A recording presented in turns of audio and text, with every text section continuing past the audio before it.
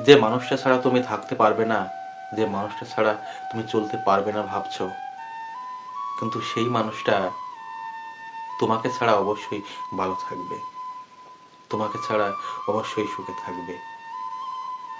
তবে তুমি কেন ভালো থাকবে না একটু বলতে পারো? তোমার কিসের সমস্যা?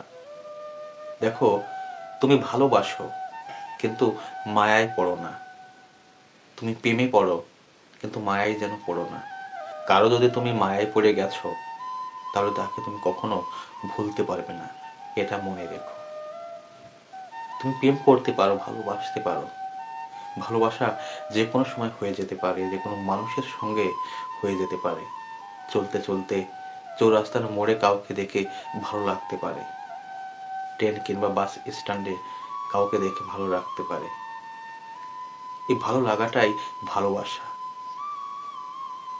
কিন্তু মায়াটা একটা বন্ধন। এই মায়াটা আমাদেরকে কাঁদায়, এই মায়াটা আমাদেরকে কষ্ট দেয়।